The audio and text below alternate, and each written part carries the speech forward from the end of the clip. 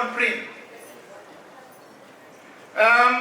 In these mountains, we have the highest pub in Africa. If we want to drink beer or whiskey very high, come to Lesotho in our pub inside of these mountains. And these mountains are home to the tallest single drop waterfall in Africa. I've already mentioned that these mountains are home to the 𝐋𝐢𝐧𝐮 Dam that supplies water to South Africa, and in these very mountains we generate electricity from the water that is gathered there. These mountains also are home to skiing slopes, snowboarding, mountain biking, trail running, fly fishing, and off-road driving. These very mountains are also home to Africa's largest water transfer. I showed you the map of the sub-region, Southern Africa. Most of the rivers in the sub-region originate from Lesotho. So we do supply, rivers from Lesotho go to most of the countries in Southern Africa.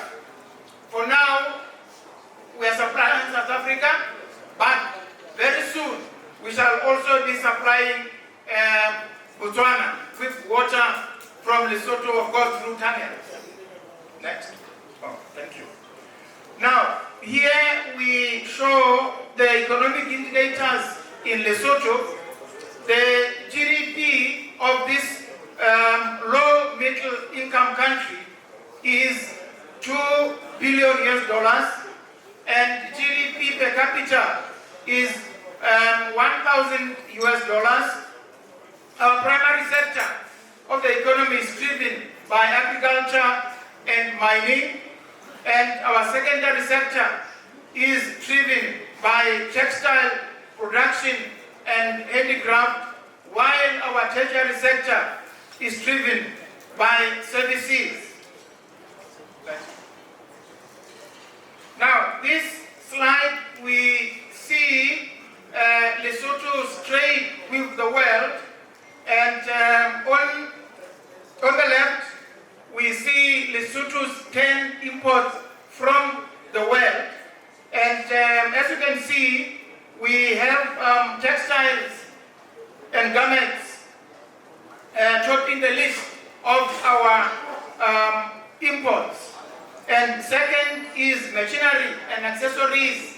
Machinery we import basically from India, tractors, and the third import is fuel and petroleum. When we come to the pie chart on the right, we have textiles as our main export. And then we also have diamonds and precious stones as our second.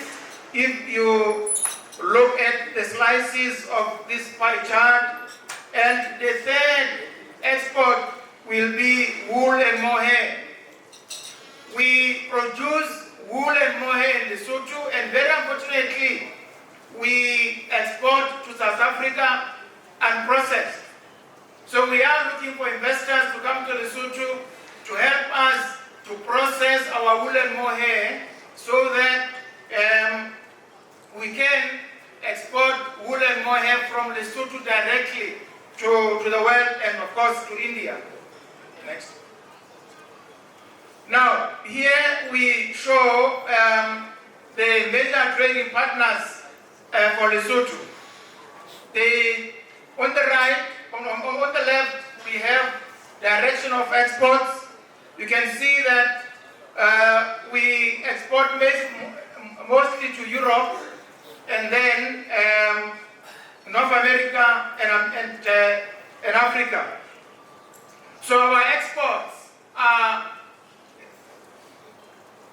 composed of textiles, trout fish, which we export to Japan, diamonds, which we export to Belgium, and wool and mohair, which I've already said that we export to the Republic of South Africa. And we are not very happy because South Africa is taking our glory. South Africa is said to be the second producer of wool and mohair in Africa, and yet that wool comes from Lesotho. Now, when it comes to the source of our imports, we basically import from Africa 84%, and then from Asia and Europe. So our imports include machinery, pharmaceuticals, which we import from India, cotton, which we import from India, and textiles. Next.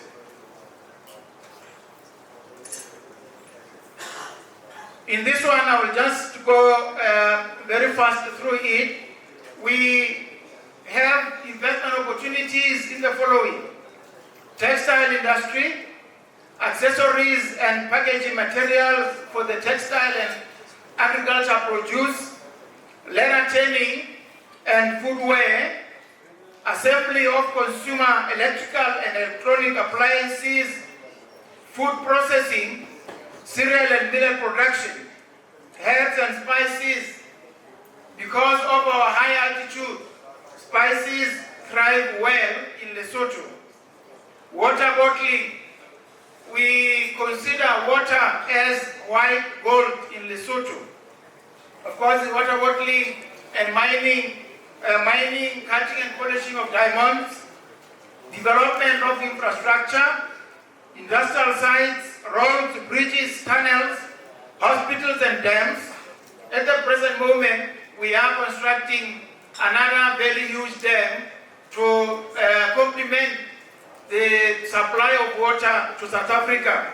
And soon, we shall be building another dam for the supply of water to Botswana.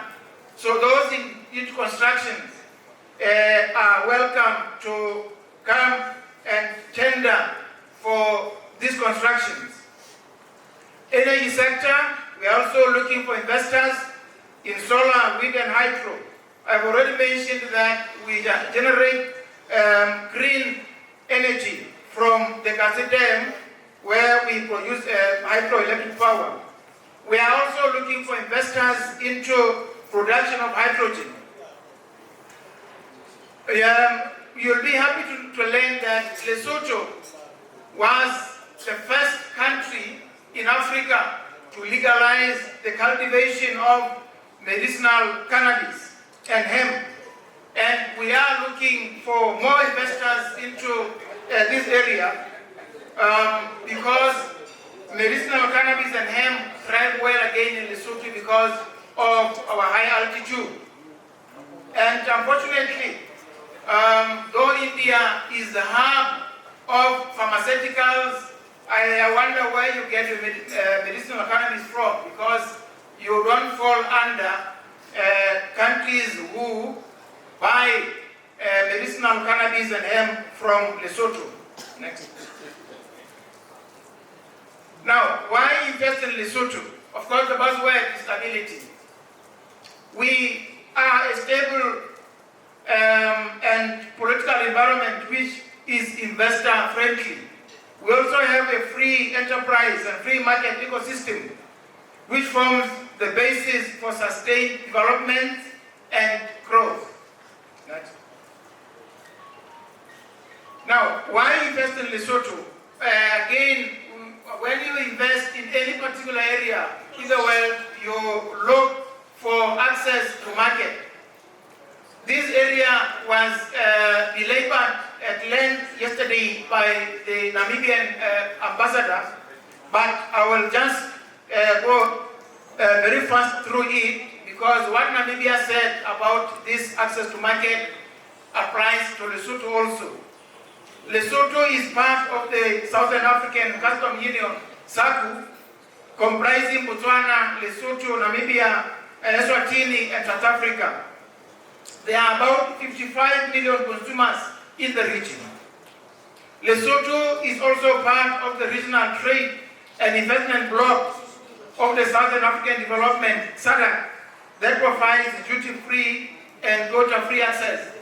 Yesterday we were told that in this region, in the SADC region, we have about 355 million consumers. Lesotho can also export all products to the European Union duty-free, provided under SACU EPA agreement. 99% of Lesotho's industrial products, including textiles and clothing, can be exported duty and quota-free to Japan.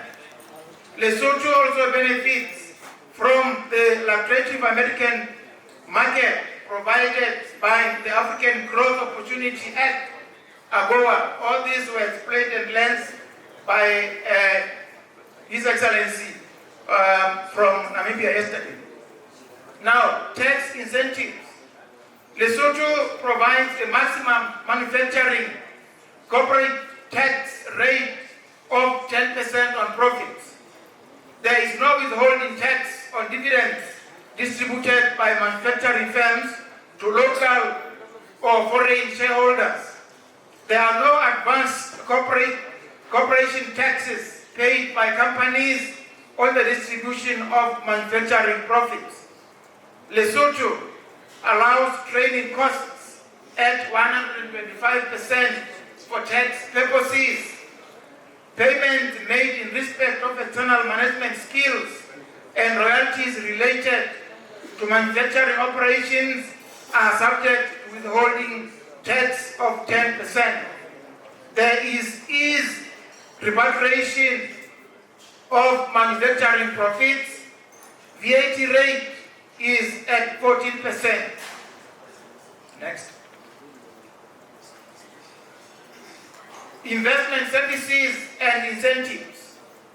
Lesotho provides service, industrial and commercial sites at competitive sites. There is also provision of industrial and commercial buildings at competitive rentals in Lesotho. If you go as an investor, especially in textile or manufacturing, you find ready-made factory shells for you to get in and start your work. And assistance is given in company registration, which takes a maximum of 3 days. So in 3 days, you can register your company in Lesotho and start your operations in 3 days, because we have already made check referrals. There is provision of financial assistance to investors on a selective basis, and there's also provision of investment facilitation services. There is assistance to procure all permits and licenses. All these are done by the Lesotho National Development Corporation, which is our investment agency. There is assistance given in industrial relations issues and appraisal of investment projects. Ladies and gentlemen, I will end my presentation by asking the operator to show you a 3-minute video about Lesotho to summarize all that I have just said to you. I thank you for listening to me. Have a great evening.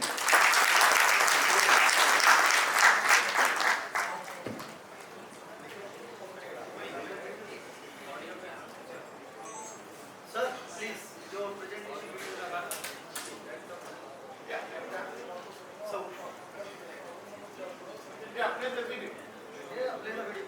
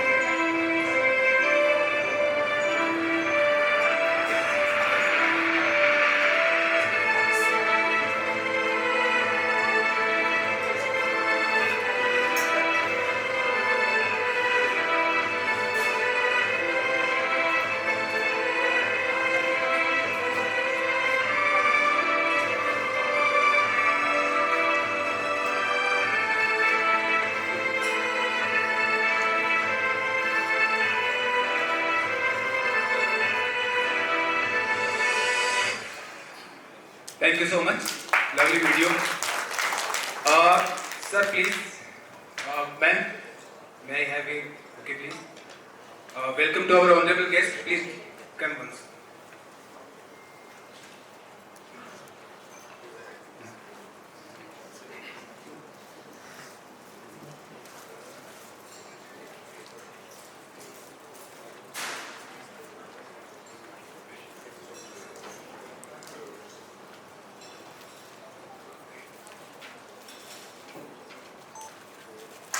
Please stand.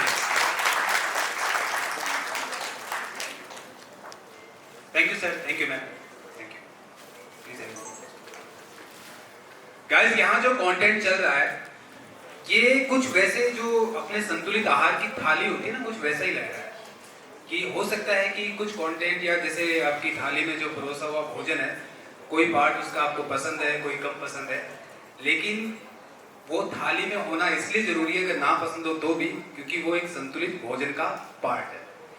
Okay, आप next presentation के लिए जो delegation है उसको invite कर रहे हैं। Congo, please welcome the delegation of Congo for your presentation, please welcome please. Ma'am, please welcome with booking. Sir please.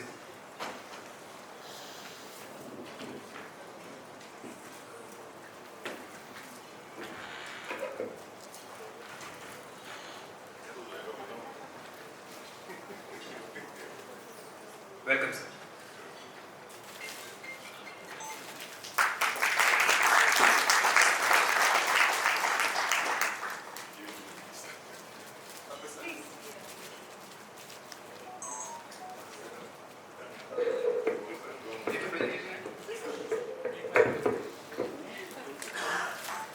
Okay, we may start with you.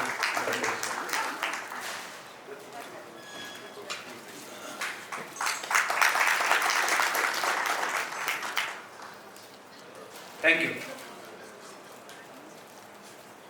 Thank you, sir. Thank you, ma'am. Yeah, please. You may Okay, start. thank you very much. Well, Dr. Opesh is not in the room, unfortunately, because I would like to tell him that I don't have his oratory talent. Because of this morning we listened to his presentations, we were amazed by his passion. But I don't have this gift of public speaking. So I will be sticking to my written document, and I invite the audience to follow through this. Well, Dr. Opesh Singh, Mrs.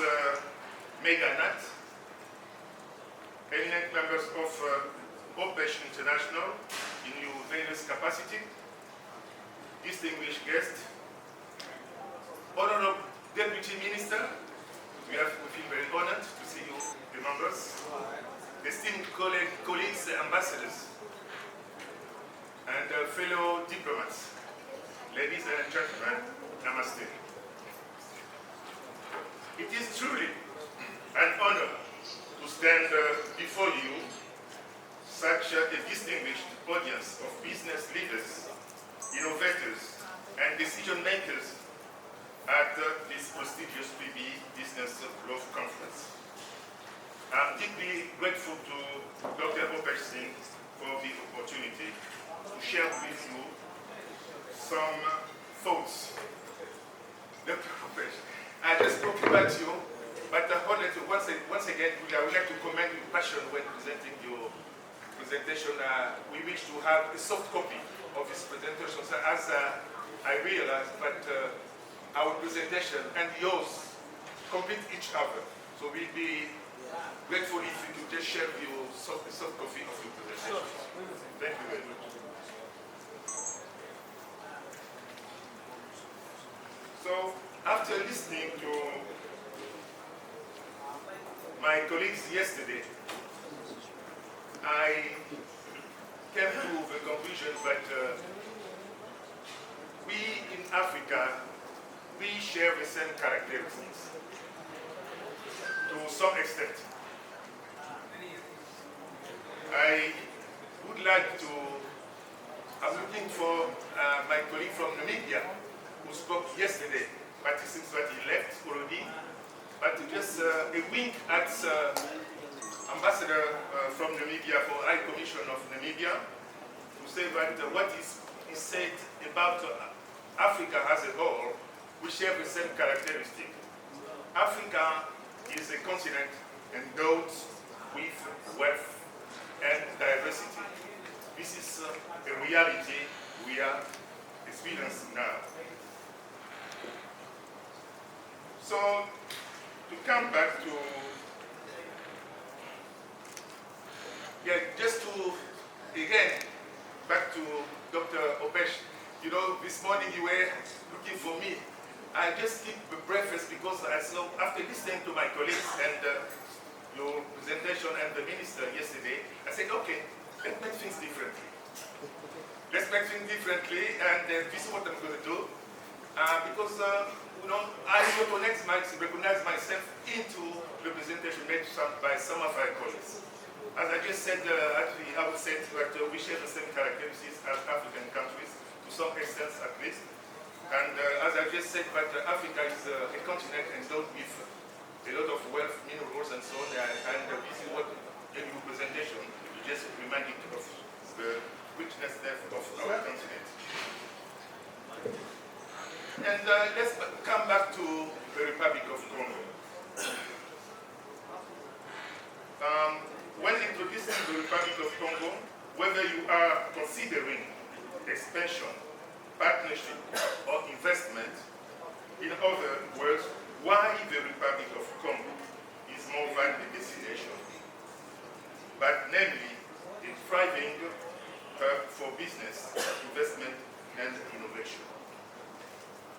As a matter of fact, you could have used Google. I know that all the information we are sharing with you, you can find some of them in Google or Wikipedia. But as I always think and believe, that when you are the one to share your own history, it's different. So what I'm going to share with you is just the Congo, the Republic of Congo, as seen by its ambassadors.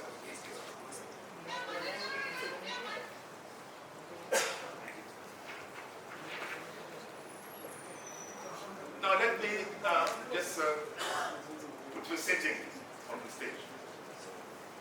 The global business landscape. The government of the Republic of Congo is aware that the world economy is more interconnected than ever, and businesses are continuously seeking new markets, that's the case of India, but offer both stability and opportunity. The dynamic interplay of globalization, technology, and shifting market demands present a powerful challenge indeed, but also an exciting opportunity for any forward-thinking nation. It is in this ever-evolving global businesses landscape that the Republic of Congo stands as the beacon of possibilities. Why the Republic of Congo? What is in question? The strategic location. The Republic of Congo is a 342,000 square meters country located in Central Africa, bestride the equator. It borders Gabon to the west. It is bounded to Cameroon and Central African Republic to the north, to south and east to Democratic Republic of Congo, our big neighbor, and to its southwest boundary to Angola. Brazzaville is the political and administrative capital, and Pointe-Noire, the coastal city on the Atlantic Ocean, is the economic capital. The population of the Republic of Congo is 6.5 million, according to the latest census in 2023. However, the size of the country, most of all, its demography would be misleading, at least in terms of market and consumers. But don't misapprehend one must look beyond its small population. One of Congo's greatest assets is its strategic geographical position in Central Africa, with a 170-kilometer maritime coastline on the Atlantic Ocean and a deep water port in Pointe-Noire, from which the entire sub-region could benefit. When I mean the sub-region, I mean Central Africa. Situated at the crossroads of major regional trade routes, the country offers unparalleled access to markets across the Democratic Republic of Congo, Central African Republic, Chad, Cameroon, Gabon, and Angola. The Republic of Congo, also called Congo-Brazzaville, is a member of two sub-region economic communities. This is very important. I'm just trying to highlight the importance of the economic integration community, because there is a philosophy behind the community of the community process, integration process. So namely CEMAC. CEMAC is the Economic and Monetary Community of Central Africa. I will come back later on when sitting on the importance of CEMAC with respect to integration of process. And ECAS, or the Economic Community of Central African States, which both represent an open market of more than 140 million consumers. The six CEMAC countries offers access to both Atlantic and Mediterranean markets through major ports like Pointe-Noire in the Republic of Congo, as I said, and Douala in Cameroon. These ports serve as crucial transit hubs for goods entering and exiting Central Africa, with logistic improvements creating additional opportunity for trade growth. The Economic Community of Central African States is altogether made of 11 member states, which include the Republic of Congo, Burundi, Cameroon, Central African Republic, Chad, Democratic Republic of Congo, Gabon, Rwanda, and Sao Tome and Principe. This is one of the 5 African Union integration regions that aims at establishing duty quota prohibition and administrative obstacles to trade between its members. With the prospect of the construction of a railroad bridge over the River Congo, there is an important project of building a railroad bridge over the River Congo, but will link the two closest capitals in the world, Kinshasa and Brazzaville, and open a way through the Democratic Republic of Congo to the Great Lakes region, namely the two ECAS members, which are named earlier, Burundi and Rwanda. Now, the other asset is stability, stable and favorable business environment and government support and economic reform. The Republic of Congo has many assets to build a solid economy and drive economic growth in Central Africa. So on the picture you see, you just move it over. I just want to show that it was the ambassador of India presenting with credential to the President of the Republic of Congo, the Ambassador Mandela. So I was saying that the Republic of Congo has many assets to build a solid economy and drive economic growth in Central Africa. It also makes improving the business environment one of the priorities of its development policy. Indeed, Congo has made it a priority to create a pro-business environment that fosters growth, innovation, and international partnership. Our stable political system, sound economic policies, and transparent legal framework offer businesses the security they need to thrive. In the Republic of Congo, investors are met with favorable regulation, low barriers to entry, and government incentives that promote the entrepreneurship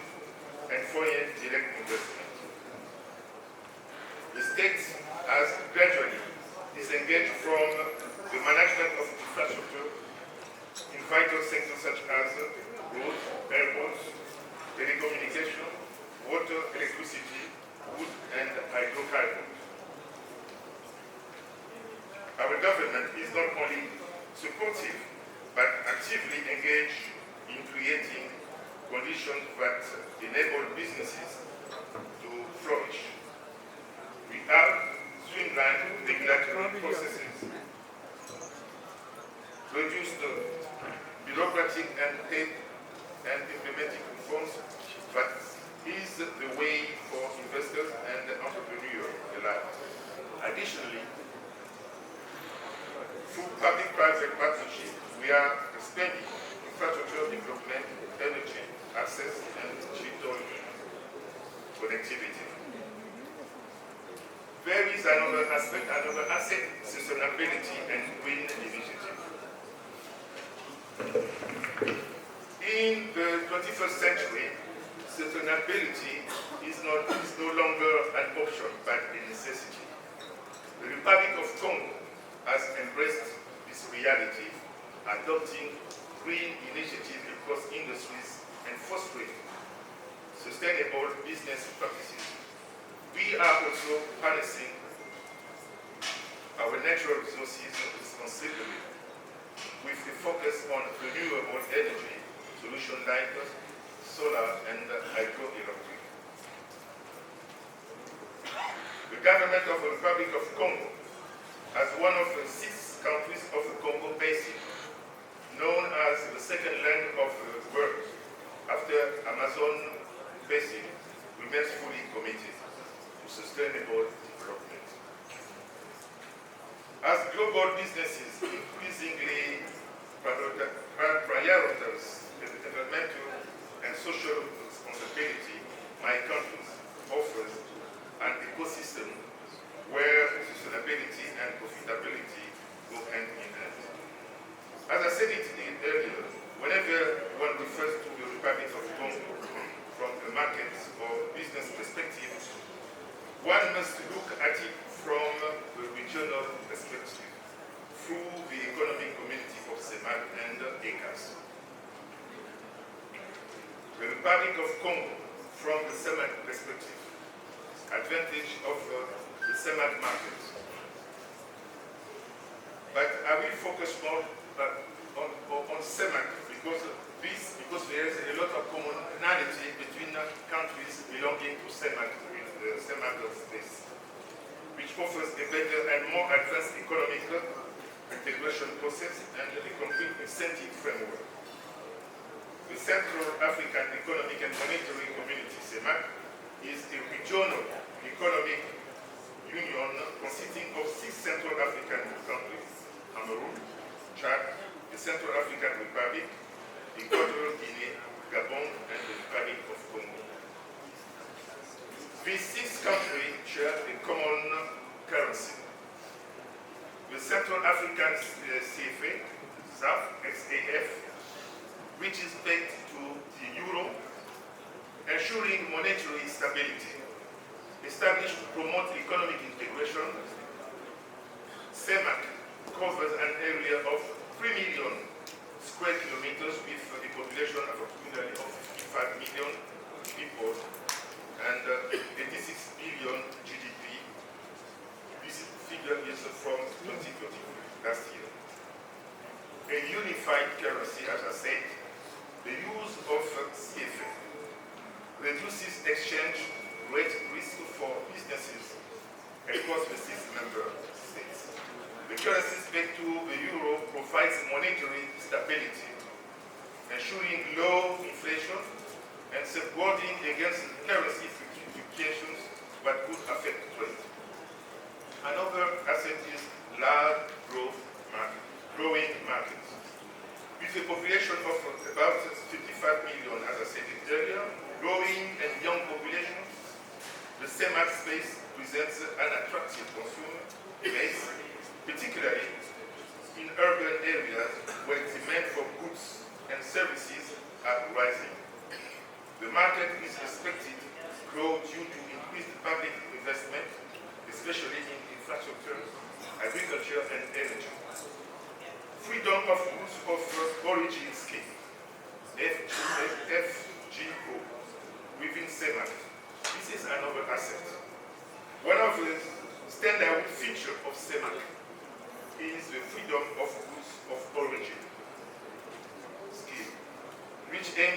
encourage intra-regional trade by eliminating tariffs on goods produced within the member countries. The Republic of Congo offers significant untapped potential for industrial development, particularly within the Central African Economic and Monetary Community CEMAC market. The CEMAC market is poised for growth, and with the right strategic investment, Congo can establish dominance within the region. The project aligns with India's broader diplomatic and economic goals of expanding influence in Africa while ensuring energy security and promoting economic diversification. But I would like to share now with some ideas to promote economic growth in both Congo and India through a robust business presence in the Republic of Congo. The idea would be to outline a strategic investment initiative that promotes both Indian private enterprise and economic growth in the Republic of Congo through establishing a robust Indian business presence in the country, leveraging a robust Indian business presence in the country, leveraging the opportunity within the whole CEMAC market space. By focusing on sectors such as natural resources, infrastructure, energy, agriculture, and trade, Indian investors and business can create a sustainable economic partnership that fosters mutual growth. The country has many assets to build a solid economy and drive economic growth in the sub-region. It also makes improving the business environment one of the priorities of its development. Indeed, the state has gradually, as I said earlier, disengaged from the management of potential activity to concentrate on the construction of basic infrastructure in vital sectors such as roads, airports, telecommunication, water, electricity, wood, and hydrocarbon. To encourage private investment, the government has put in place an incentive and advantages framework for businesses, sector by sector, in terms of taxation and customs.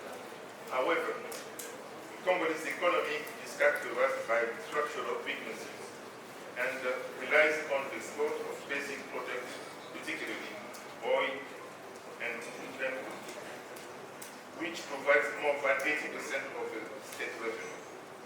Congo imports basic food products in the order of 700 billion CFA per year. To compensate for these shortcomings, the Congolese government set up a development program called National Development Plan 2022-2023, BND, which aims to modify the structure of the economy by diversifying economic activities in order to sustainably restore macroeconomic balances, promote direct private investment and job creation based on the advanced processing of raw materials. The BND includes 6 pillars, namely the development of agriculture in a broad sense, industry, special economic zones, tourism, the digital economy, and real estate development. The estimated cost to implement the BND, which includes 343 projects, is about 8,962,59 million CFA, about 14 billion US dollars. To finance it, the Congolese government has projected 25% on its own funds against 75% on external resources, donation and bequest, loans, and public-private partnerships. Among the 4 special economic zones, there is the special economic zone of Mali, located north of Brazzaville on the right bank of the Congo River, and extend over an area of 223 square kilometers. It will accommodate financial and logistic services as well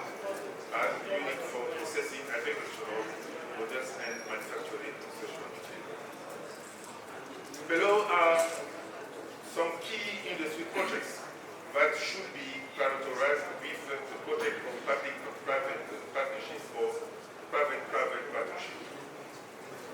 Secure raw materials and energy resources, establish partnership for resource extraction, refining, and trade to ensure India's long-term access to critical raw material and energy supplies.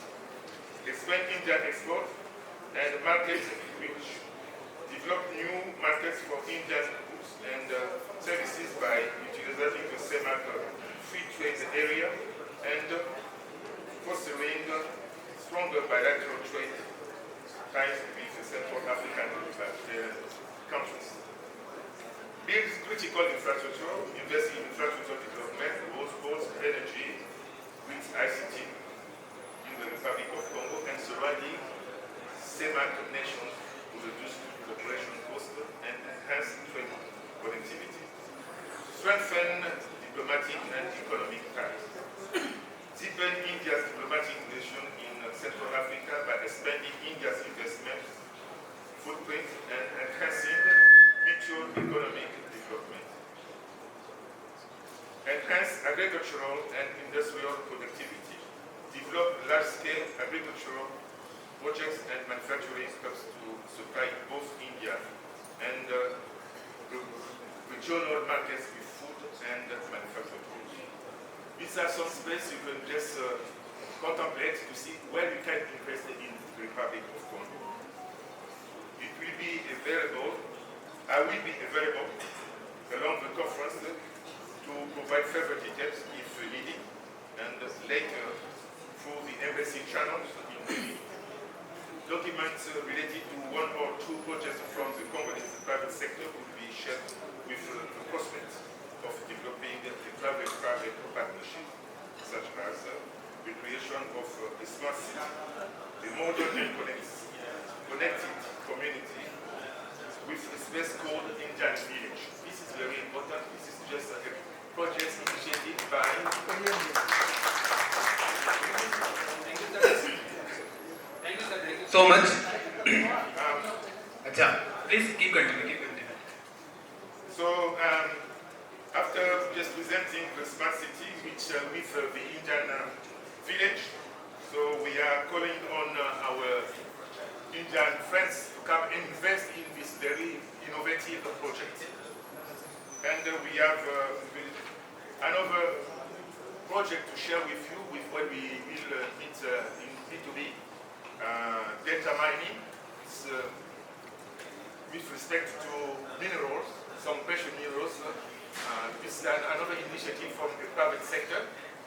And we have Congo Invest and Valais International Holding, and so this is some document we will share with you. And as a conclusion, may I have some food for thoughts to share with you, because it is very important to me. I think, as a conclusion, I was saying, I would say, what is important? You have to strengthen diplomatic and economic ties and develop deepen India's diplomatic relation with the Republic of Congo and Central Africa. Thus, we help expand India's investment footprint and enhance mutual economic development. Today, the cooperation between India and African countries has expanded to all African countries.